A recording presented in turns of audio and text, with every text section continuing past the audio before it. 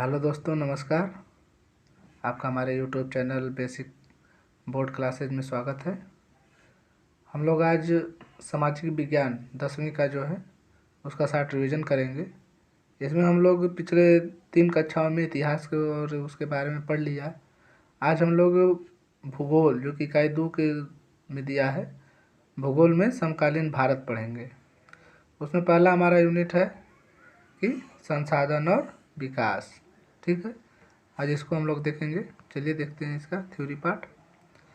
इसमें क्या है कि पर्यावरण में उपलब्ध सभी वस्तुएं जिनमें मानवीय आवश्यकताओं की पूर्ति की क्षमता होती है संसाधन कहलाते हैं। संसाधन क्या है? तो पर्यावरण में वे सभी वस्तुएं जिनमें मानवीय आवश्यकताओं की पूर्ति की क्षमता होती है संसाधन कहलाते हैं। संसाधनों का विकास उनकी संभाव्यता एवं प्रौद्योगिकी पर निर्भर करता है। संसाधनों का वर्गीकरण हम कर सकते हैं, जो कि देखिए नीचे के उसके आधार पर आधार हमारा है उत्पत्ति के आधार पर। तो उत्पत्ति के आधार पर संसाधन का स्रोत क्या है? जैव संसाधन। जैव संसाधन में जैसे मनुष्य हुआ, पशुधन हुआ, वनस्पति एवं जीव। कोयला एवं पेट्रोलियम जैविक स्रोत हैं, क्योंकि ये जीवित रूपों में क्षय से बनते हैं। ठीक है। अजैव संसाधन भी भाई उत्पत्ति के अनुसार हम बना सकते हैं, बनता है।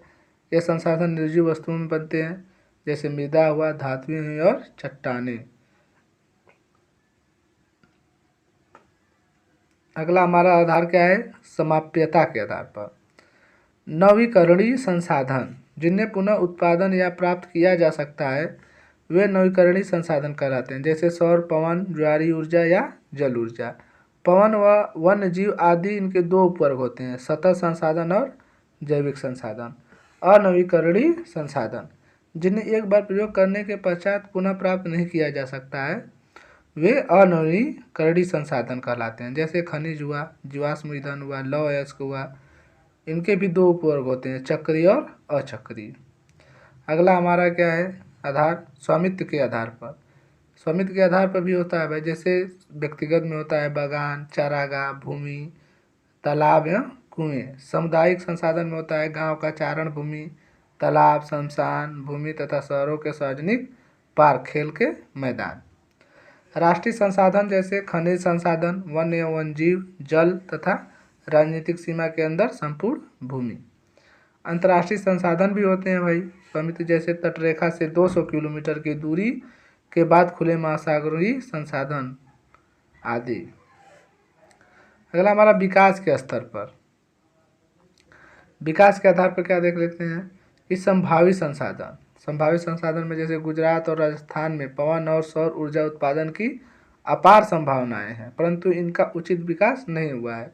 दूसरा हमारा विकसित संसाधन, जैसे कोयला और पेट्रोलियम। इनके उपयोग की गुणवत्ता एवं मात्रा निर्धारित की जा चुकी हैं।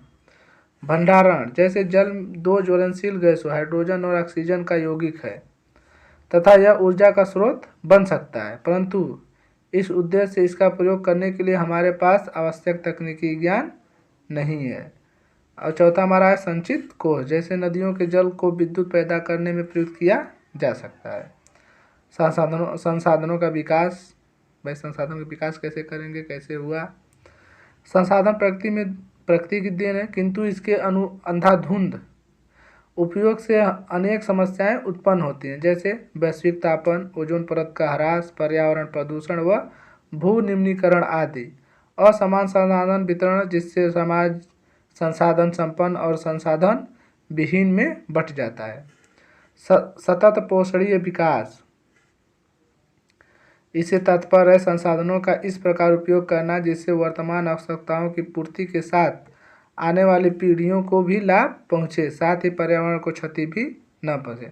हमेशा बात होती है सतत विकास की। ठीक है, सतत पोषणीय विकास इसी को कहते हैं कि आप ऐसा उपयोग कीजिए कि वो फिर भी अपने पीढ़ियों को कुछ छोड़ कर जाइए। सतत पोषणीय विकास की अवधारणा को सर्वप्रथम जून 1992 में ब्राज़ील के शहर रियो डी जेनेरियो में संयुक्त राष्ट्र पर्यावरण और विकास सम्मेलन में स्वीकृत किया गया। ठीक है, UNCED, United nation conference on environmental development. इस सम्मेलन में सतत पोषणीय विकास के लक्ष्य के लिए एजेंडा 21 को स्वीकृति प्रदान की गई, जिसका मुख्य उद्देश्य विश्व सहयोग द्वारा गरीबी, भूख, बीमारी, असाक्षरता और पर्यावरण की क्षति को कम करना है। भारत में संसाधन नियोजन की आवश्यकता। भारत के परिदृश्य में क्या है? संसाधन नियोजन से आशय उपलब्ध संसाधनों की पहचान और मात्रा के साथ साथ उनके उचित विकास से है। इसे निम्न तथ्यों के द्वारा व्यक्त किया जा सकता है। झारखंड, मध्य प्रदेश और छत्तीसगढ़ आदि प्रांतों में खाद्यान्नों और कोयलों के प्रमुख भंडार हैं, किंतु तकनीकी और संस्थागत समर्थन की कमी है। इसी प्रकार राजस्थान में पवन और सौर ऊर्जा संसाधनों की बहुतायत है, लेकिन जल संसाधनों की कमी है। लद्दाख का शीत मरुस्थल अन्य भागों से अलग है। यह प्रदेश सांस्कृतिक विरासत का धनी है, परंतु यहाँ प्राकृतिक संसाधनों की कमी है। संसाधन नियोजन की प्रक्रिया क्या है? संसाधन नियोजन की प्रक्रिया को हम निम्न चरणों में पढ़ सकते हैं, देख सकते हैं। पहला है कि देश में उपलब्ध संसाधनों की पहचान व अनुमान लगाना। दूसरा, संसाधनों के लिए योजना तैयार करना। विभिन्न संसाधन योजनाओं का समन्वय स्थापित करना। भारत में इसके लिए योजना आयोग के अंतर्गत पंचवर्षीय योजनाएं बनाई गई, जिस पर वर्तमान में नीति आयोग काम कर रहा है। संसाधन और उपनिवेश। उपनिवेशकारी देशों ने बेहतर प्रौद्योगिकी के माध्यम से उपनिवेश के संसाधनों का शोषण किया तथा उन पर अपना आधिपत्य स्थापित कर लिया। संसाधनों का संरक्षण। संसाधनों का संरक्षण कैसे करेंगे हम? वर्ष 1987 में ब्रांडलैंड कमीशन रिपोर्ट में संसाधन संरक्षण की आवश्यकता पर व्यापक रूप से उल्लेख किया गया है और इस उद्देश्य पूर्ति के लिए सतत विकास की अवधारणा को उचित बताया गया है। भू संसाधन।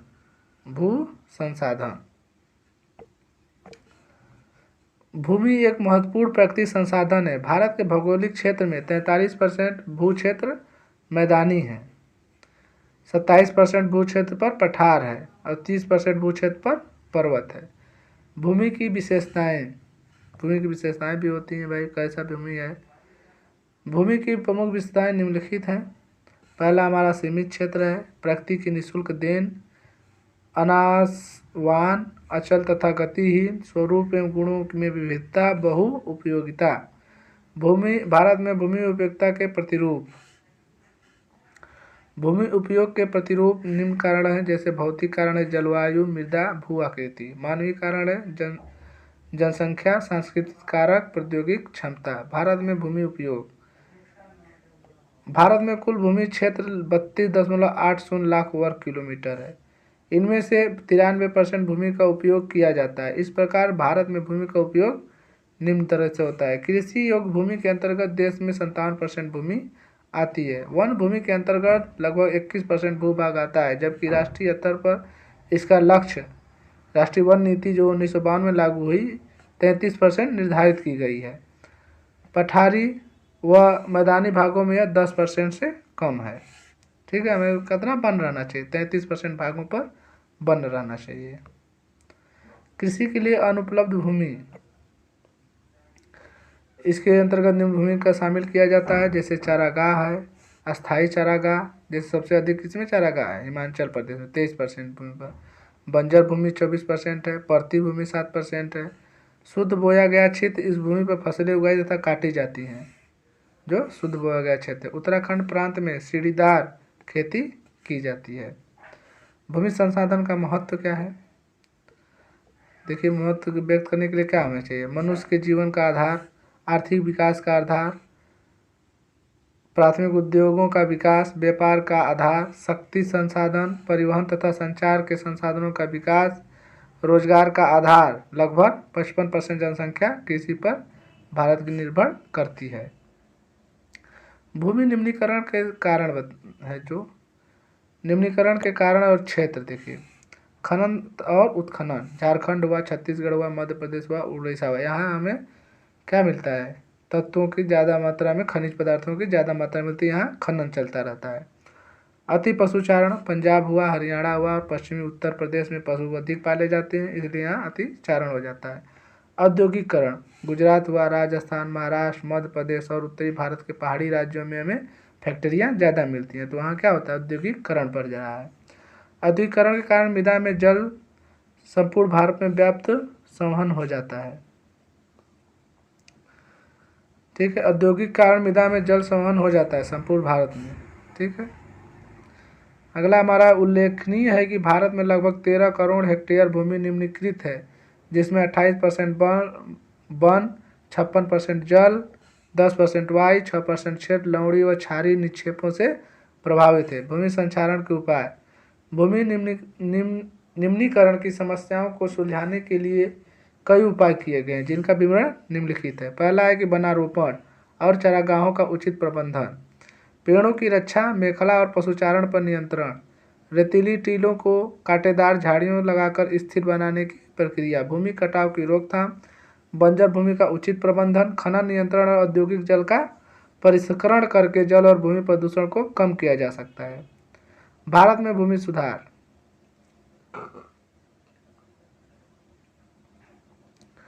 भारत में भूमि सुधार के उद्देश्य। भारत में भूमि सुधार क्या है भाई? भूमि सुधार से तात्पर्य बंजर भूमि को उपजाऊ बनाने की प्रक्रिया है। भारत में भूमि सुधार के उद्देश्य और उपाय क्या क्या किए गए ये देख लेते हैं। तो पहला हमारा बंजर भूमि को उपजाऊ बनाना, वृक्ष एवं वनस्पति रहित भूमि का वनीकरण करना, मृदा की पीएच क्षमता को सही करना अर्थात इसकी अम्लता या खारेपन को कम करना, भूमि में जैव रासायनिक तत्वों के संतुलन को सही करना। भारत में भूमि सुधार कार्यक्रम कौन कौन से किए गए भाई? इसमें यही किया गया, बंजर भूमि विकास कार्यक्रम चलाया गया, वृक्षारोपण कार्यक्रम चलाया गया, रेगिस्तान भूमि विकास कार्यक्रम चलाया गया और खारी भूमि विकास कार्यक्रम भी चलाया गया। मृदा संसाधन देखिए पढ़ते हैं। मृदा सबसे महत्वपूर्ण है नवीकरणीय योग्य प्राकृतिक संसाधन है, जिसके निर्माण में उच्चावच सशस्त्र शैल, जलवायु, वनस्पति, अन्य जैव पदार्थ और समय आदि कारकों की भूमिका महत्वपूर्ण होती है। मृदा जैव तथा अजैव दोनों प्रकार के पदार्थों से बनती है। मृदा का वर्गीकरण हम करते हैं। मृदा का वर्गीकरण देखिए, मृदा कितने प्रकार की होती है, कई प्रकारों में बांट सकते हैं। देखिए पहला हमारा है मृदा में जलोढ़ मिट्टी। जलोढ़ मिट्टी जब पुरानी जलोढ़ बांगर और नई जलोढ़ खादर। पुरानी जलोढ़ है तो उसको क्या बोलते हैं? बांगर बोलते हैं, नई में खादर बोलते हैं। भारत के जलोढ़ मिट्टी की विशेषताएं क्या हैं? भारत के संपूर्ण क्षेत्र के 45.6 भाग पर विस्तृत है। सर्वाधिक उपजाऊ है। पोटास, फास्फोरस व चूने से युक्त गन्ना, चावल, गेहूं और अन्य अनाजों व दलहन फसलों के लिए उपयुक्त है। काली मृदा जिसे रेगुर भी कहते हैं, 45.60 क्षेत्र पर विस्तृत बेसाल्ट चट्टानों से निर्मित कैल्शियम कार्बोनेट, मैग्नीशियम, पोटास और चूने से युक्त कपास की खेती के लिए उपयुक्त होती है। यह महाराष्ट्र और गुजरात में सर्वाधिक मात्रा में पाई जाती है। लाल और पीली मिट्टी 10.6 क्षेत्र पर विस्तृत लौह ऑक्साइड के कारण लाल रंग लोहे, एल्युमिनियम तथा चूने के अधिक अंश तथा तंबाकू, बाजरा, दलहन आदि के लिए खेती के लिए उपयुक्त होती है। यह तमिलनाडु में सर्वाधिक पाई जाती है, लाल और पीली मिट्टी। लेटेराइट मृदा 3.7% क्षेत्र में विस्तृत लौह तथा एल्युमिनियम की अधिकता, नाइट्रोजन, पोटाश, चूना तथा जैविक पदार्थों की कमी, अपेक्षाकृत कम उर्वरक, चाय, कहवा, रबड़, काजू की खेती के लिए उपयुक्त है। यह केरल राज्य में सर्वाधिक पाई जाती है। क्या? लेटेराइट मृदा। ठीक। अगला मृदा मरुस्थलीय मृदा 4% क्षेत्र पर विस्तृत बलुई से बंजर युक्त जैविक पदार्थों तथा नाइट्रोजन की व नमी के कारण सिंचाई के माध्यम से ज्वार, बाजरा, मोटे अनाज व सरसों खेती के लिए उपयुक्त राजस्थान में सर्वाधिक मात्रा में पाई जाती है। मरुस्थलीय मृदा मरुस्थल राजस्थान में पाया जाता है। वनी व पहाड़ी मृदा 8% क्षेत्र पर विस्तृत, स्वभाव से अम्लीय, जीवाश्म की प्रचुर मात्रा, पोटाश, चूना व फास्फोरस का अभाव, सेब, नाशपाती व आलूचा की फसल के लिए उपयुक्त है। यह जम्मू कश्मीर, हिमाचल प्रदेश, उत्तराखंड और सिक्किम में और अरुणाचल प्रदेश में पाई जाती है, जो हमारे पूर्वी प्रदेश है। वनी और पहाड़ी मृदा उसे बोलते हैं। लवड़ी मृदा यह रेक, कल्लर, ऊसर, थूर, चौपन के नाम से जानी जाती है। इसमें सोडियम, पोटेशियम, मैग्नीशियम की अधिकता होती है। यह पश्चिमी गुजरात, पूर्वी तट के डेल्टाओं तथा पश्चिमी बंगाल के सुंदरबन क्षेत्रों में विस्तृत है। इसमें जिप्सम डालकर लवणता कम की जाती है। पीट या जैविक मृदा समांतर गाढ़े व काले रंग 40 से 50% तक जैव पदार्थ इसमें उपस्थित होते हैं। यह मृदा भारी वर्षा व उच्च आर्द्रता से युक्त वन क्षेत्रों में पाई जाती है। यह बिहार के उत्तरी भाग, दक्षिणी उत्तराखंड तथा पश्चिम बंगाल के तटीय क्षेत्रों में पाई जाती है। आइए देखते हैं हम आगे। एक है, हमेशा आता है कि जलोढ़ मृदा और लेटेराइट मृदा में अंतर लिखिए। निर्माण हम आधार के आधार पर, विस्तार के आधार क्या होगा, निर्माण, विस्तार, उत्पादन, और इसका अंतर ये लिखेंगे।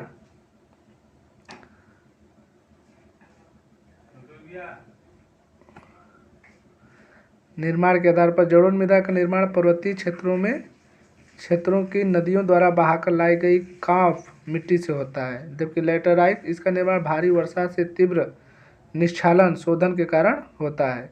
विस्तार के आधार पर क्या है कि यह उत्तर के विशाल मैदान तथा पूर्वी तटीय क्षेत्रों में पाई जाती है जलोढ़ मृदा। लेटेराइट क्या है, यह भारी वर्षा वाले क्षेत्रों, मेघालय, केरल, कर्नाटक में पाई जाती है। हम लोगों के क्षेत्र में क्या पाती है, जलोढ़ मृदा। उत्पादन के आधार पर यह मृदा गेहूं, चावल, जौ, चना, गन्ना आदि के लिए उपजाऊ होती है। और लेटेराइट यह अनुर्वर होती है, परंतु उर्वरकों की सहायता से इसमें गन्ना, काजू, कहवा आदि उगाया जा सकता है। रंग के आधार पर यह पीले व भूरे रंग की होती है, यह गहरे पीले रंग की होती है लेटेराइट। जल ग्रहण की क्षमता, यह सूक्ष्म तथा मध्यम कणों से निर्मित होती है जिसमें जल देर तक ठहर सकता है।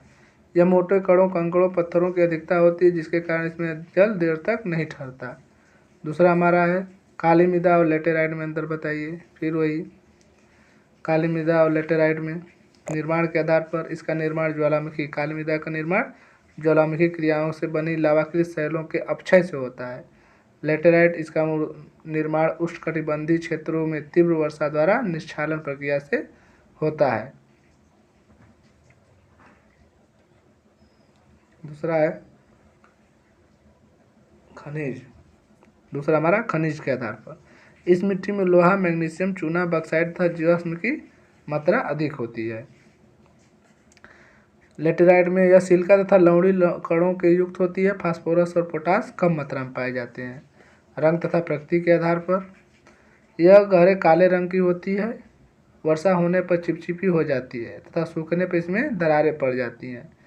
लेटेराइट में यह लाल व पीले रंग की होती है, वर्षा होने पर मुलायम हो जाती है तथा सूखने पर कठोर हो जाती है। भारतीय मृदा की आर्थिक महत्व क्या है? इसके महत्व निम्न तथ्यों से व्यक्त किया जा सकता है। पहला है कि मृदा मानव एवं वनस्पति जगत और जीव जंतुओं के अस्तित्व के लिए अनिवार्य घटक है। यह संपूर्ण जीव जगत की खाद्य और आवास की आवश्यकताओं की पूर्ति करती है।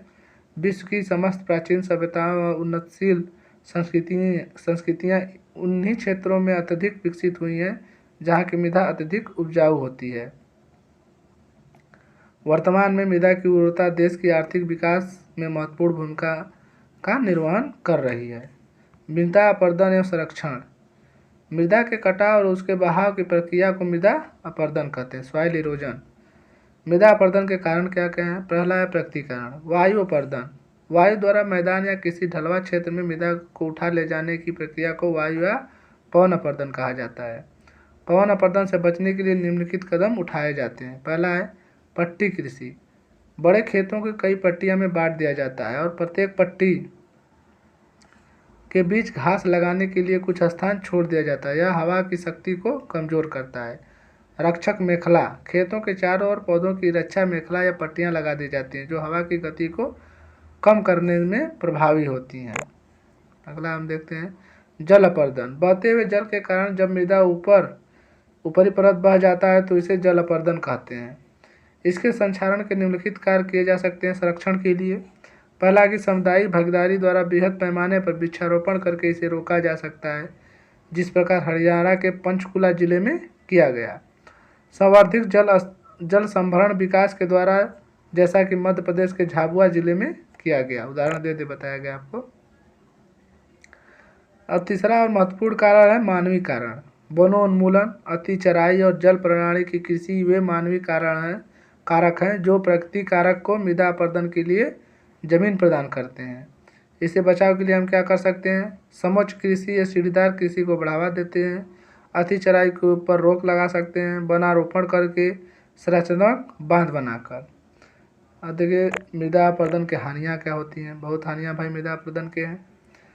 मृदा अपरदन की हानियाँ में क्या है कि उपजाऊ भूमि को नष्ट होने के कारण कृषि उत्पादकता में कमी आती है। आकस्मिक में भीषण बाढ़ का प्रयोग बढ़ जाता है, प्रकोप जो है बढ़ जाता है। बालू के जमा होने के कारण नदियाँ, नहरों तथा बंदरगाहों के मार्ग बंद हो जाते हैं। सूखे की लंबी अवधि के कारण फसलें नष्ट हो जाती हैं। कुओं, नलकूपों तथा ट्यूबवेलों में जल स्तर का नीचे हो जाता है, जिससे सिंचाई में बाधा आती है। यह अपरदन के हमारे हानियाँ हैं। ठीक, इस तरह हमारा ये चैप्टर यहाँ ख़त्म हुआ। ठीक है, अब इसका हम अगले वीडियो में क्वेश्चन आंसर लेके आएंगे। ठीक है, नमस्कार।